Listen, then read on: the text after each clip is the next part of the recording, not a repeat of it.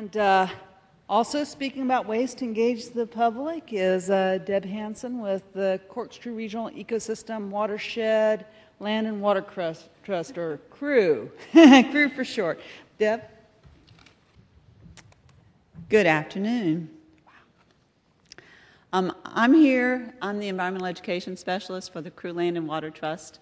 I'm going to tell you a little bit about what we do as an organization, but focus on something called the Strolling Science Seminars. It's just one type of program that can help engage the public. CREW is a nonprofit organization. Our mission is to preserve and steward the water resources and natural communities around the CORKSCREW watershed. Where is the CORKSCREW watershed? We do that. I'll show you a map in just a second. We do that with partners. The CREW Land and Water Trust is that little nonprofit. There's 2 staff members, Brenda and I, and our volunteers and interns. But we work with the South Florida Water Management District, who's the primary landowner of the property in CREW, and the Florida Fish and Wildlife Commission, because they are the wildlife managers and they do law enforcement for us. So it's a multi-agency project. CREW is located in Lee and Collier counties. It started in 1989 as a land acquisition project for the Save Our Rivers program. And the boundaries have changed a little bit over the years, depending on the Water Management District priorities and Florida Forever. The heart of CREW is actually CORKSCREW Swamp Sanctuary, which is owned by the National Audubon Society.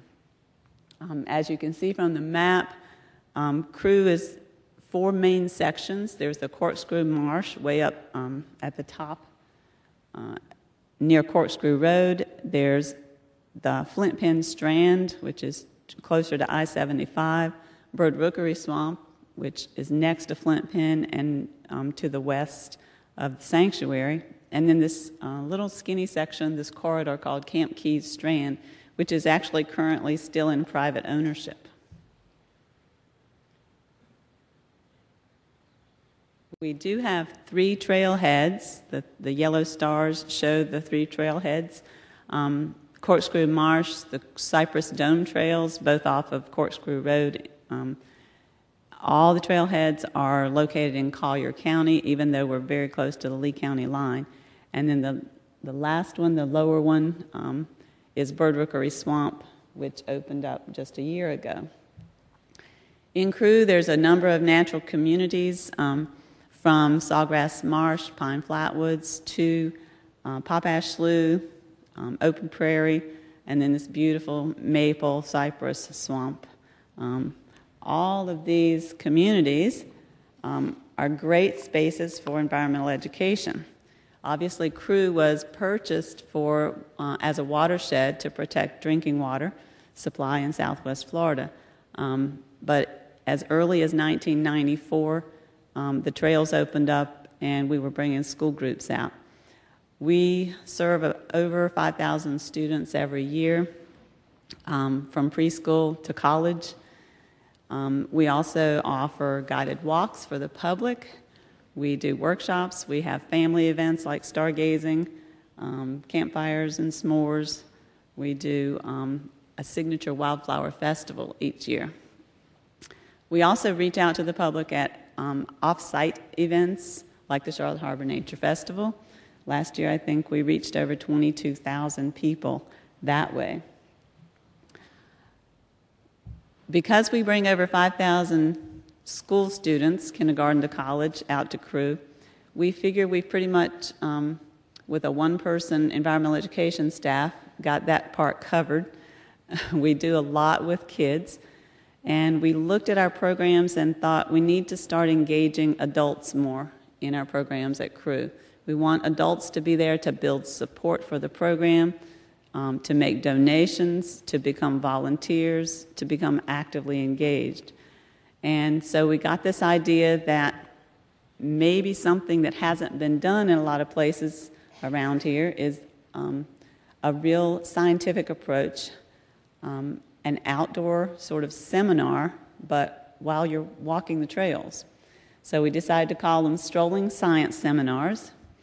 We advertised them as scholarly walks for adults only, for a change, with expert leaders, and we said that if you come on these walks, you'll go away with new knowledge about citizen science and about a specific topic or area of interest to you and to the watershed. And our hopes is that they would go away with some inspiration and some knowledge and some skill to allow them to become citizen scientists.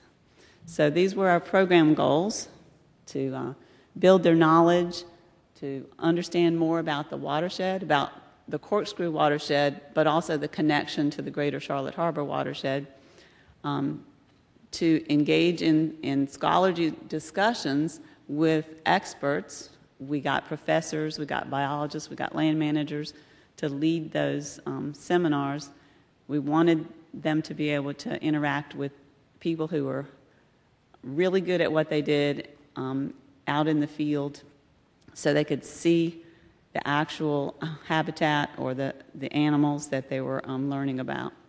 So we wanted them to also understand that the information that they learned on those seminars, they could go back home, they could sign up for Frog Watch, they could sign up for Dragonfly Watch, they could volunteer at a local center, hours maybe, or somewhere else, and actually do that kind of monitoring or some kind of science that would help other people learn more about the watershed. So our goal was to inspire some personal action. We funded the program with a grant, a public outreach grant from Charlotte Harbor, and through our own resources for our staff time. And we scheduled 6 seminars. The first year, last year, we did these 6 topics. At the beginning of the seminars, we got our grant right before the seminars were to begin.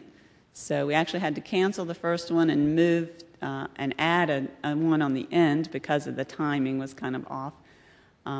We only had 7 to 10 people for those first couple of seminars, but then word started getting out. People started talking to each other. We advertised through our Facebook page, our website, through all the traditional media outlets.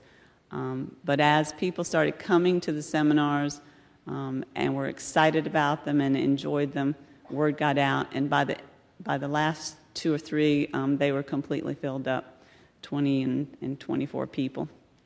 So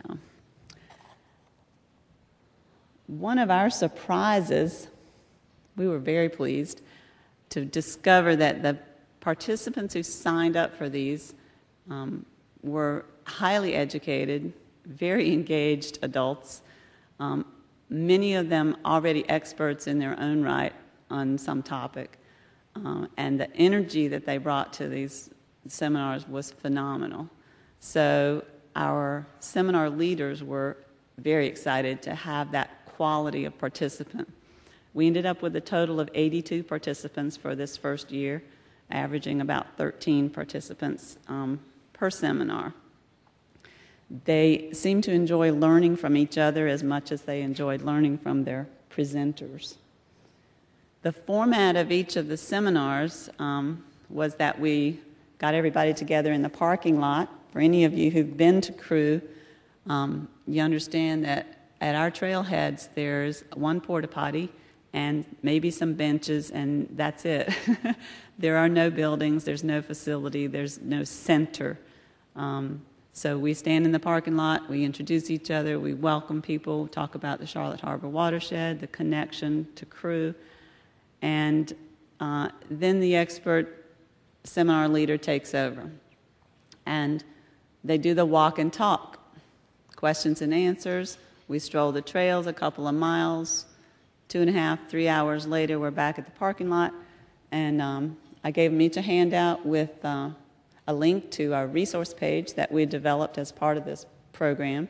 That resource page has all kinds of links for citizen science activities. What is citizen science? How do they get involved? national programs all the way to local Southwest Florida Frog Monitoring Network programs. And then it had links to information, papers, scholarly papers, other articles about the specific topic. So if it was black bears that day, there were things from Fish and Wildlife Commission about black bears and other articles like that. So we ended and then requested that each person get back online when they get home and fill out a survey to let us know what they thought about the program. So here's some of the results of the survey. 100% of the people increased their knowledge of the topic. At least those that answered the survey said so. 96% of them said they increased their knowledge of citizen science. We had 90% said they were somewhat or very likely to engage in citizen science after the seminar was over. 90% gained a better understanding of the watershed during the seminar. 79% gained a better understanding of the Charlotte Harbor connection. The presenters were by far the most liked part of the program, which told us that we chose them well the first year and tells us that we better choose really well again this coming year. Okay? The things that they liked least were that there wasn't enough time. A lot of people wanted more time. We discovered, as Janet can tell you, that our groups had a hard time walking and talking at the same time. So the strolling part was a challenge because everybody had questions and everybody wanted to gather around and look at something and talk about it for 20 minutes. So it was a challenge. That was my job, was to push people along the trail. 100% of our respondents said that the presenters were extremely or very knowledgeable. 75% thought the resource page was very useful, and 25% said moderately useful. So we were pleased that we could give them something that they could use after the seminar was over. Overall, were they satisfied with the program? 98% were extremely or moderately satisfied. So we thought that was a good response.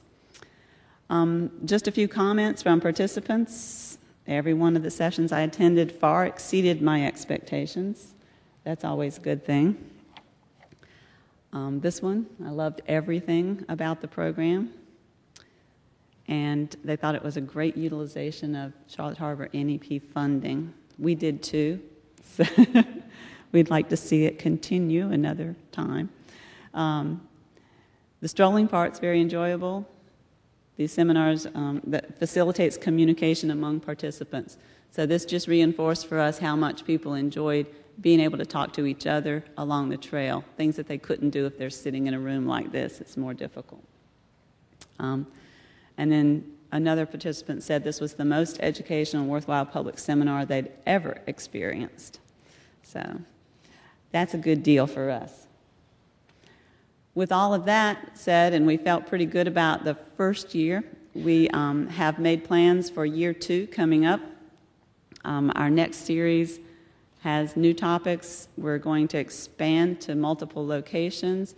Roger Clark is here today. He's doing one of them at the CORKSCREW well fields for us on exotic species. And so we will get people to make the connection not just within the watershed, but around the watershed. You know, what are those connections? We're doing one on bats, snakes, evolution is one of our topics this year, butterflies and dragonflies, and panthers to wrap it up.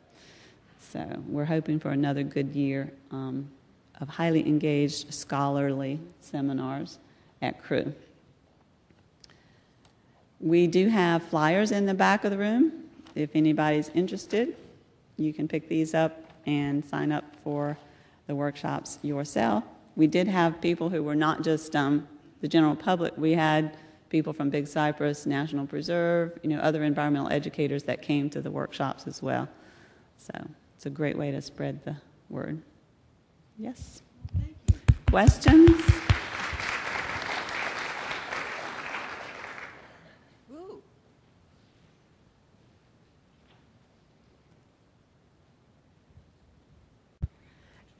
Aiden Stockdale, Manatee County Natural Resources. I had a couple questions actually about your surveying. What was your response rate from people that attended versus people that kind of actually responded to your at-home surveys? Good question, because we let them go back home to respond. We only got about 20%. We would like more. Actually got some handwritten ones because people said, I don't want to do the computer. I would say many of our participants were older, retirees, and some of those people don't want to deal with computer stuff. So I did have paper surveys there for some people who didn't want to do that. Yes? Let me Well, did you say this was free, or was there some minimal charge? We charge $10 for crew members and $15 for non-members, because our experience is that if people pay for a program, they tend to show up. And it provides, and it gives some value to the program. So, yes, there was a minimal charge. Okay, well, thank you again.